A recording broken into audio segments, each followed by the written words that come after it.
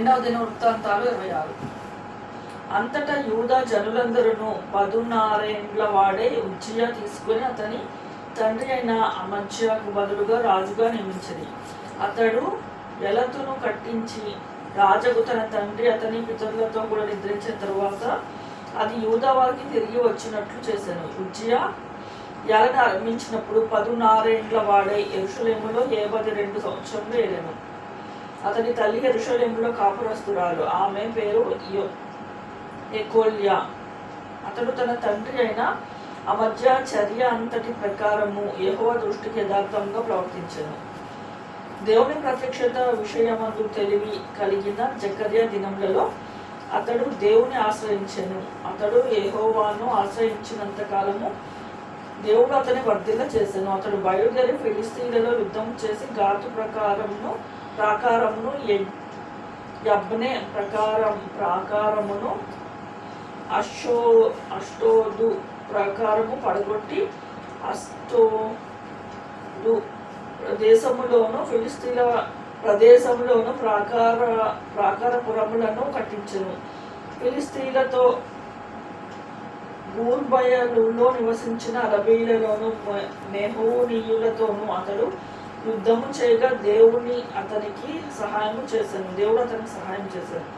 అమోనీయులు ఉజ్జియాను పండించువారైరి. అతడు అధికంగా బలాభివృద్ధి నొందెను కనుక అతడు కీర్తి ఐగుప్తు మార్గ ప్రదేశములన్నిటినీ వ్యాప్తించెను. మరియు ఉజ్జియా యెరూషలేములో మూల గుమ్మము దగ్గరను పల్లపు గుమ్మము దగ్గరను ప్రాకారపు మూల దగ్గరను దుర్గములను కట్టించి గుమ్మములు దిట్టపరచెను. అదియుగాక షెఫేలా ప్రదేశములోను మైదాన ప్రదేశంలోను అతనికి విస్తారమైన పశువులు ఉండగా అతడు అరణ్యంలో దుర్గములు కట్టించి అనేకమైన బావులు తవ్వించెను. వ్యవసాయమందు అతడు ఆపేక్ష గలవాడు కనుక పర్వతంలో కర్మేయుడు అతనికి వ్యవసాయకులను ద్రాక్ష తోట పనివారును కలిగి ఉండెను. యుద్ధమునకు ఉజ్జియాకు సైన్యము కలిగి ఉండెను. అందులో యోధులు రాజు అధిపతులలో హనన్యా అను వారు చేతి క్రింద నుండిరి. ఖజానాదారుడకు మాయాసేయాయు ప్రధాన మంత్రియకు యెహీయేలును వారు లెక్క ఎంతైనది చూచి వారిని పటాలముగా ఏర్పరచి వారై ఉండిరి. వారి పితరుల ఇండ్ల పెద్దల సంఖ్యను బట్టి పరాక్రమశాలులు 2600 మంది అయిరి.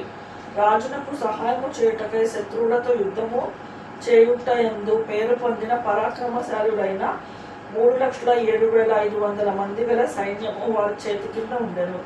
ఉజ్జియా ఈ సైన్యమంతటిని డాళ్లను, ఈటలను, శిరస్త్రాణములను, కవచములను, విల్లులను, వడిసెలను చేయించెను. మరియు అతడు అంబులనేమి పెద్ద రాళ్లనేమి ప్రయోగించుటకై ఉపాయశాలలు కల్పించిన యంత్రములను యెరూషలేములో చేయించి దుర్గములలోను బురుజులలోనూ ఉంచెను. అతడు స్థిరపరచు వరకు అతనికి ఆశ్చర్యకరమైన సహాయము కలిగెను కనుక అతని కీర్తి దూరముగా వ్యాపించెను. అయితే అతడు స్థిరపడిన తరువాత అతడు మనస్సున గర్వించి చెడిపోయాను. అతడు ధూప పీఠము మీద ధూపము వేటకు యెహోవా మందిరంలో ప్రవేశించి తన దేవుడైన యెహోవా మీద ద్రోహము చేయగా యాజకుడైన అజర్యాయు అతనితో కూడా ధైర్యవంతుడైన యెహోవా యాజకులు 8 మందియు అతని వెంబడి లోపలికి పోయింది. వారు రాజైన ఉజ్జియాను ఎదిరించి, ఉజ్జియా యెహోవాకు ధూపము వేయుటకై ప్రతిష్ఠింపబడిన అహరోను సంతతి వారైన యాజకుల పనియే గాని నీ పని కాదు. పరిశుద్ధ స్థలంలో నుండి బయటికి పొమ్ము, నీవు ద్రోహం చేసి ఉన్నావు. దేవుడైన యెహోవా సన్నిధికి నీకు ఇంత ఘనత చేయుదని చెప్పగా ఉజ్జియా ధూపం వేటకు ధూపార్తిని చేత పట్టుకుని రౌద్రుడై యాజకుల మీద కోపము చూపాను. యెహోవా మందిరములో ధూప పీఠము పక్క అతడు ఉండగా యాజకులు చూస్తూనే ఉన్నప్పుడు అతని నొసట కుష్ఠ రోగము పుట్టెను. ప్రధాన యాజకుడైన అజర్యాయును యాజకులందరూ అతని వైపు చూడగా అతడు నొసట కుష్ఠము కలవాడే ఉండెను కనుక వారు తడువు చేయక అక్కడి నుండి అతనిని బయటకు వెళ్ళగొట్టిరి. యెహోవా తన్ను మొత్తున నేనెరిగి బయటకు వెళ్ళుటకు తాను త్వరపడెను. రాజైన ఉజ్జియా తన మరణము వరకు కుష్ఠరోగియే ఉండెను. కుష్ఠరోగియే యెహోవా మందిరములోనికి పోకుండా ప్రత్యేకింపబడెను కనుక అతడు ప్రత్యేకముగా ఒక ఇంటిలో నివసించుచుండెను. అతని కుమారుడైన యోతాము రాజు ఇంటి వారికి అధిపతి దేశపు జనులను న్యాయము తీర్చుచుండెను. ఉజ్జియా చేసిన ఇతర కార్యములను గూర్చి ఆమోజు కుమారుడను ప్రవక్త అయిన యెషయా వ్రాసెను. ఉజ్జియా తన పితరులతో కూడా నిద్రించెను. అతడు కుష్ఠరోగి అని రాజుల సంబంధమైన శ్మశాన భూమిలో అతని పితరుల దగ్గర అతని పాతిపెట్టిరి. అతని కుమారుడైన యోతాము అతనికి బదులుగా రాజాయను.